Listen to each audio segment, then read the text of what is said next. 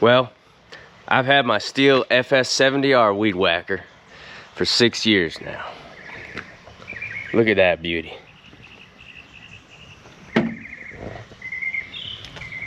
I didn't even buy it new, so I actually don't know how old this thing is. I got a deal on it though. They sold me it used for $100. Now this here is a good running machine. I beat this thing up really good. I mean, it looks like it's in rough shape.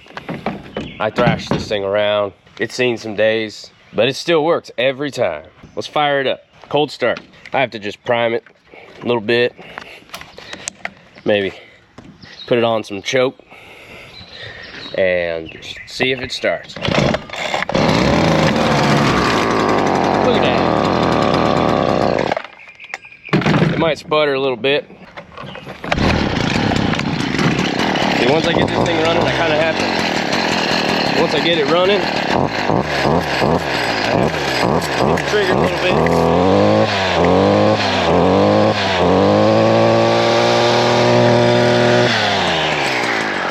Listen to that beauty sing.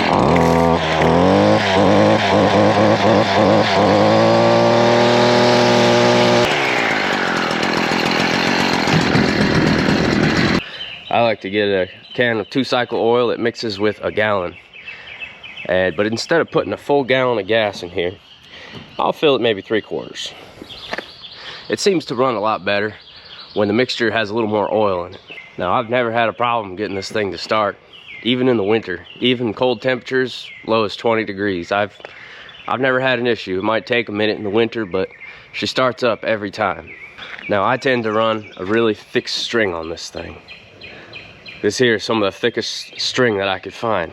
This machine has absolutely no problem in getting those strings to go. Now, they're a little short right now. I like to put some big long strings in there. I'll take about 1 foot of string. This here is a lot, right? So I'll cut 2 of these. Here we have, see that long string on there? Oh yeah, they're about 1 foot long. So I have like a 2-foot wide weed whacking thing. I'm just gonna do full throttle on this. Look at that speed.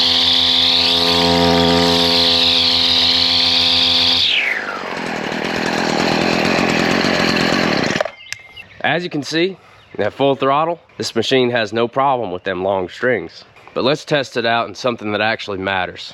We have here a field of big cut up trees, bushes, poison ivy, all kinds of junk back here. This will give me a real test on how this machine can run. Let's do it.